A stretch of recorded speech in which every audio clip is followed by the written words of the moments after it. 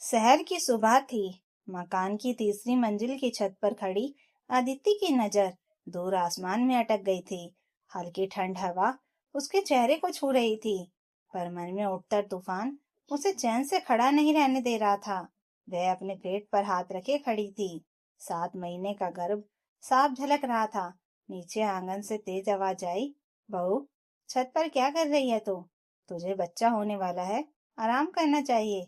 यह आवाज उसकी सास शारदा देवी की थी। उनकी आवाज में चिंता नहीं, डांट और ताने ज्यादा थे। उससे पहले कि अदिति कुछ कहती, शारदा देवी ने जोर से अपने बेटे राहुल को पुकारा। राहुल, जरा देख तो सही, तेरी बीबी छत पर खड़ी है। बोलना इसे, सबक सिखा। मानती ही नहीं। राहुल कमरे से बाहर आया। वह वापस जाने के लिए तैयार हो रहा था। काली पैंट, हल्की नीली शर्ट और चेहरे पर हमेशा वाली गंभीरता। उसने ऊपर छत की ओर देखा। अदिति उससे नजरें मिलाने से बच गई। माँ, मैं निकल रहा हूँ, आप संभाल लेना इसे। राहुल ने छोटा सा जवाब दिया और बाहर चला गया। अदिति वहीं खड़ी रह गई। उसकी आंखों में आंसू थे। उसे लगा जैसे इस घर में वह सिर्फ एक जिम्मेदारी है, ना कोई अपना, ना कोई सुनने वाला। अदिति का विवाह 3 साल पहले राहुल से हुआ था। वह पढ़ी लिखी थी, एमए तक की पढ़ाई की थी। घर वाले चाहते थे कि शादी के बाद भी वह कॉलेज में लेक्चर बने, लेकिन शारदा देवी को यह मंजूर नहीं था। बहू का काम घर देखना है, बाहर नौकरी करने की जरूरत नहीं। सास ने शादी के बाद ही साफ कह दिया था। राहुल बीच का आदमी था। वह ना माँ को नाराज करना चाहता था, ना पत्नी को, लेकिन उसका झुकाव हमेशा माँ की तरफ रहता। धीरे धीरे आदित्य ने पढ़ाई और करियर के सपनों को पीछे छोड़ दिया।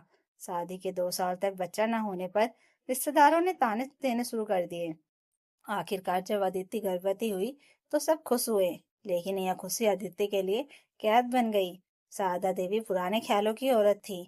उनका मानना था कि बहू की जिंदगी का मकसद सिर्फ घर और बच्चे हैं। बहू ज्यादा किताबें मत पढ़ा कर, बच्चा किताबों में ही खो जाएगा। बहू ज्यादा मोबाइल मत चला, बच्चे की आंखें खराब होंगी। बहू, दूध कम पीती है तू, बच्चा कमजोर पैदा होगा तो सब मुझे ताने देंगे। हर दिन ताने, हर दिन नियम। आदित्य धीरे धीरे चुप होती गई। उसे लगा उसकी आवाज इस घर में कोई मायने नहीं रखती। उस दिन सुबह जब वह छत पर खड़ी थी, उसके मन में अजीब सी बेचैनी थी। उसे लगा कि अगर वह यहाँ से कूद जाए तो शायद सब समस्याएं खत्म हो जाएंगी। पर तभी उसके पेट में हल्की सी हरकत हुई। बच्चा लात मार रहा था। अदिति के चेहरे पर आंसू बह निकले। उसने खुद से कहा, नहीं, मुझे हार नहीं माननी। यह बच्चा मेरी ताकत बनेगा। शाम को जब राहुल ऑफिस से लौटा तो आदित्य ने हिम्मत करके बात की। राहुल ने अपने बच्चे के लिए अच्छी जिंदगी चाहती हूँ। मैं नहीं चाहती कि वह भी उसी माहौल में बड़ा हो जहाँ औरतों की आवाज दबा दी जाती है। राहुल ने अखबार मेज पर रखते हुए कहा, अदिति, तुम जरूरत से ज्यादा सोचती हो। अभी तुम्हें सिर्फ आराम करना चाहिए, बाकी बातें बाद में देखी जाएंगी। लेकिन राहुल, क्या तुम्हें नहीं लगता कि तुम्हारी माँ मुझे हर समय आदेश देती रहती हैं? राहुल ने गहरी सांस ली। माँ बूढ़ी हो गई हैं, उनकी आदतें ऐसी ही हैं। तुम समायोजन कर लो। आदित्य को यह सब समायोजन किसी सजा जैसे लगे। अगले दिन मोहल्ले की औरतों के साथ अदिति अस्पताल में चेकअप कराने गई। वहां उसकी मुलाकात डॉक्टर मेघा से हुई। मेघा एक आत्मनिर्भर, आत्मविश्वासी औरत थी। उसने आदित्य से कहा, देखो, बच्चा तभी स्वस्थ होगा जब माँ मानसिक रूप से खुश रहेगी। अगर तुम हर समय तनाव में रहोगी तो इसका असर सीधे बच्चे पर पड़ेगा। आदित्य ने पहली बार किसी से यह सुना कि उसकी खुशी भी मायने रखती है। वह घर लौटी तो उसके भीतर एक नई शक्ति आ गई थी। उसने तय किया कि अब वह चुप नहीं रहेगी। रात के खाने के समय जब शारदा देवी ने फिर ताना मारा, बहू, यह सब्जी इतनी फीकी क्यों बनाई? स्वाद ही नहीं है, बच्चा भी बेस्वाद निकलेगा। तो पहली बार आदित्य ने धीरे से लेकिन साफ आवाज में कहा, माँ जी, बच्चे का स्वाद मेरे खाने से नहीं, मेरे माहौल से तय होगा। अगर आप मुझे रोज ताने देंगी तो बच्चा कैसे खुश रहेगा? पूरा घर सन्न रह गया। राहुल ने ऊपर देखा पर कुछ बोला नहीं। शारदा देवी गुस्से में बोली, बहू, तू मुझे सिखाएगी कि बच्चा कैसे पलता है? बेटा देख ले अपनी बीवी को, इसे समझा, वरना कल को सिर पर चढ़ जाएगी। आदित्य ने धीरे सीधे राहुल की आंखों में देखा। आज तय करो राहुल, तुम चाहते हो मैं खुश रहकर तुम्हारे बच्चे को जन्म दूं या हर दिन मरते हुए जीती रहूं? रात का सन्नाटा घर में फैला हुआ था। सब सो चुके थे, लेकिन अदिति की आंखों में नींद नहीं थी। पेट में हल्की हल्की हरकतें उसे याद दिला रही थी कि वह अकेली नहीं है। उसके भीतर जिंदगी पल रही है। उसके मन में बार बार वही शब्द गूंज रहे थे, आज तय करो राहुल। लेकिन राहुल ने कोई जवाब नहीं दिया था। यही खामोशी अदिति को सबसे ज्यादा चुभ रही थी। अगले दिन नाश्ते की मेज पर माहौल अजीब था। राहुल अखबार पढ़ रहा था और शारदा देवी चुपचाप पराठे सेक रही थी। आदित्य ने खुद को सामान्य दिखाने की कोशिश की, लेकिन उसकी आंखों की थकान छिप न सकी। आज ऑफिस से जल्दी आना, आदित्य ने धीमे स्वर में कहा। राहुल ने बिना अखबार से नजर हटाए कहा, क्यों? डॉक्टर ने कहा है कि मुझे प्रेगनेंसी क्लास अटेंड करनी चाहिए। वहाँ पति पत्नी दोनों को बुलाया जाता है। शारदा देवी झट से बीच में बोल पड़ी, यह क्या नया शौक है? हमारे जमाने में कोई क्लास नहीं होती थी, फिर भी बच्चे पैदा हो जाते थे। आदित्य ने संयम से कहा, माँ जी, डॉक्टर ने कहा है कि यह बच्चे और माँ दोनों के लिए अच्छा है। राहुल ने थोड़ी देर सोचा। ठीक है, आज कोशिश करूंगा। यह पहली बार था जब राहुल ने माँ की बजाय अदिति की बात को प्राथमिकता दी। शाम को राहुल सचमुच अदिति को लेकर गया। क्लास में कई जोड़े थे। वहां डॉक्टर ने समझाया कि बच्चे की परवरिश सिर्फ माँ की नहीं, पिता की भी जिम्मेदारी होती है। घर में पल रहा बच्चा माँ के साथ साथ पिता की आवाज और व्यवहार को भी महसूस करता है, डॉक्टर ने कहा। राहुल चुपचाप सुनता रहा। आदित्य ने उसकी ओर देखा। क्या वह सच में समझ रहा है? क्लास खत्म होते समय उन्होंने अभ्यास कराया कि पति अपनी पत्नी का हाथ पकड़े और गहरी सांस लेकर उसे रिलैक्स करने में मदद करे। अदिति की आंखें भर आई। उसे लगा जैसे पहली बार राहुल ने सच में उसके साथ खड़ा होना सीखा। लेकिन शारदा देवी को यह सब पसंद नहीं आया। बहू, अब तेरा पति तुझे क्लास ले जाएगा और हाथ पकड़ेगा? अरे, यह सब दिखावे की बात है। बच्चे पैदा करना कोई खेल है क्या? आदित्य ने सीधी बात कही। माँ जी, यह दिखावा नहीं है। यह हमारी आने वाली पीढ़ी के लिए जरूरी है। शारदा देवी गुस्से से लाल हो गई। बहू, तेरी जुबान बहुत चलने लगी है। राहुल इसे समझा, वरना कल को हमारे सामने ही हमारी इज्जत उछाल देगी। राहुल ने पहली बार कहा, माँ, अदिति सही सही कह रही है। यह सुनते ही जैसे घर की दीवारें हिल गई। शारदा देवी कुछ देर स्तब्ध रही, फिर बोली, तो अब मेरी कोई बात मायने नहीं रखती? राहुल चुप हो गया, लेकिन अदिति ने महसूस किया कि अब उसकी आवाज दबाई नहीं जाएगी। एक रात अदिति ने राहुल से कहा, मैं सोच रही हूँ कि बच्चे के जन्म के बाद फिर से पढ़ाई या काम शुरू कर दूं। राहुल ने चौंक कर उसकी ओर देखा। इतनी हिम्मत है तुम्हारे अंदर? हाँ, आदित्य ने ढिंढ सुर में कहा, क्योंकि मैं अपने बच्चे को यह नहीं सिखाना चाहती कि औरत को सिर्फ सहना चाहिए। मैं चाहती हूँ कि वह देखे उसकी माँ भी सपने देख सकती है और उन्हें पूरा कर सकती है। राहुल ने गहरी सांस ली। मैं तुम्हारे साथ हूँ आदिति, लेकिन माँ को यह सब मानना मुश्किल होगा, तो उन्हें भी बदलना होगा, जैसे तुम बदल रहे हो। शारदा देवी दिन ब दिन चिड़चिड़ी होती जा रही थी। उन्हें लगता था कि उनका बेटा अब उनकी बजाय बहू की बात मानने लगा है। एक दिन उन्होंने पड़ोसन से फोन पर कहा, पता नहीं है नई पीढ़ी की औरतें कैसी हैं, हमारी बहू तो हमें ही घर से निकाल देगी।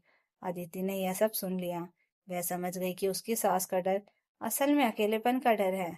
उसने मन ही मन ठान लिया कि मैं माँ जी को दुश्मन नहीं, अपने साथी बनाऊंगी। गर्भ के 8वें महीने में अदिति की तबीयत अचानक बिगड़ गई। उसे तेज पेट दर्द और चक्कर आने लगे। राहुल घबरा गया और तुरंत अस्पताल ले गया। डॉक्टर ने कहा, यह स्ट्रेस की वजह से है। माँ बहुत चिंता और तनाव में है। अगर यह जारी रहा तो बच्चा समय से पहले पैदा हो सकता है। यह सुनकर राहुल और भी परेशान हो गया।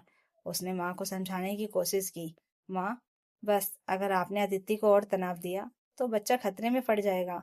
शारदा देवी की आंखों से आंसू बह निकले। मैं तो बस घर की भलाई चाहती थी। मुझे डर था कि बहू कहीं हमें पीछे न छोड़ दे। राहुल ने उनका हाथ पकड़कर कहा, माँ, बहू को रोकना नहीं, सहारा देना होगा, तभी यह घर आगे बढ़ेगा।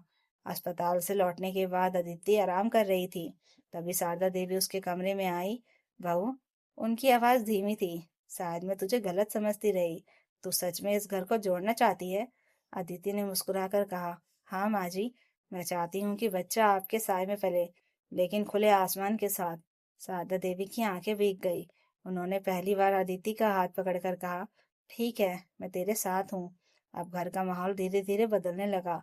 शारदा देवी अब ताने कम और दुलार ज्यादा देने लगी। राहुल पहले से ज्यादा जिम्मेदारी लेने लगा और अदिति ने अपने भीतर आत्मविश्वास की एक नई ज्योति महसूस की। लेकिन अभी अंतिम परीक्षा बाकी थी। बच्चे के जन्म का समय आया।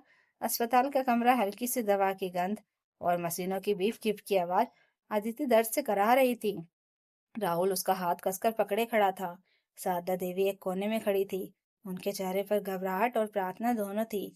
डॉक्टर ने कहा, डिलीवरी का समय आ गया है, हमें तुरंत ऑपरेशन करना पड़ेगा। राहुल के चेहरे का रंग उड़ गया। ऑपरेशन? डॉक्टर ने गंभीरता से कहा, हाँ, बच्चा और माँ दोनों सुरक्षित रहेंगे, लेकिन हमें परिवार का हौसला चाहिए। अदिति दर्द से चीख रही थी। उसने माँ जी की तरफ देखा। माँ जी, डरिए मत, यह सिर्फ मेरी लड़ाई नहीं है, आपकी भी है। शारदा देवी की आंखें भर आई। वे भगवान के आगे हाथ जोड़कर खड़ी हो गई। हे राम, मेरी बहू और बच्चे को सुरक्षित रखना। कुछ घंटों बाद अस्पताल के गलियारे में एक आवाज गूंजी, बधाई हो, बेटा हुआ है। राहुल ने राहत की सांस ली। उसकी आंखों में आंसू थे। शारदा देवी तो खुशी से पागल हो गई। नर्स बच्चे को लेकर आई। छोटा सा चेहरा, गुलाबी गाल और बंद आंखें। जैसे ही अदिति ने उसे गोद में लिया, उसकी सारी तकलीफ मिट गई। देखो माँ जी, आदित्य ने मुस्कुराते हुए कहा, यह सिर्फ मेरा नहीं, आपका भी है। शारदा देवी ने बच्चे को छुआ और पहली बार उनके चेहरे पर नरमी झलकी। सच कहूं बहू, तूने मुझे गलत साबित कर दिया। मैंने तुझे हमेशा कम समझा, लेकिन तू बहुत बड़ी है। कुछ दिनों बाद जब सब घर लौटे, राहुल ने खुद बच्चे की नैपी बदली, दूध की बोतल तैयार की और अदिति को आराम करने दिया। शारदा देवी आश्चर्य से देख रही थी। बेटा, यह सब औरतों का काम होता है? राहुल ने मुस्कुराकर कहा, नहीं माँ, अब यह माता पिता दोनों का काम है। बच्चा सिर्फ औरत का बोझ नहीं, दोनों की जिम्मेदारी है। शारदा देवी चुप हो गई। धीरे धीरे उन्हें एहसास हुआ कि उनका बेटा और बहू मिलकर एक नया उदाहरण बना रहे हैं। एक दिन जब अदिति बच्चे को सुला रही थी, शारदा देवी पास आकर बोली, बहू, तू पढ़ाई फिर से शुरू करना चाहती थी ना? कर ले, मैं बच्चे को संभाल लूंगी। अदिति की आंखें भर आई। माँ जी, आप सच कह रही हैं? हाँ बहू, मैं नहीं चाहती कि तू मेरी जैसी बने। मैंने जिंदगी सिर्फ दूसरों के लिए जी, तू अपने लिए भी जी। यह सुनकर अदिति ने माँ जी का हाथ पकड़ लिया। माँ जी, आप मेरे लिए माँ जैसी ही हैं। अगर आप साथ दोगी तो मैं सब कर पाऊंगी। कुछ महीनों बाद अदिति ने पार्ट टाइम पढ़ाई शुरू कर दी। बच्चा मुस्कुराने लगा था। घर में अब तनाव की जगह हंसी खुशी थी। राहुल ऑफिस से लौटकर बच्चे के साथ खेलता, अदिति किताबें पढ़ती और शारदा देवी रसोई में आवाज लगाती, बहू, किताबें पढ़ ले, मैं खाना बना लूंगी। यह वही घर था, लेकिन अब एकदम बदला हुआ। एक दिन जब बच्चा अपनी नन्ही उंगलियों से अदिति का चेहरा पकड़ रहा था, उसने राहुल और माँ जी को देखा और कहा, मेरा बच्चा ऐसे घर में बड़ा होगा जहाँ औरत को दबाया नहीं जाएगा, जहाँ माँ और पिता दोनों बराबर होंगे और जहाँ दादी उसे पुराने संस्कार भी देंगी और नए सपने भी। शारदा देवी ने मुस्कुरा कर कहा, बहू, तू सच में इस घर की रोशनी है। राहुल ने अदिति का हाथ थामते हुए कहा, और तू मेरी ताकत है।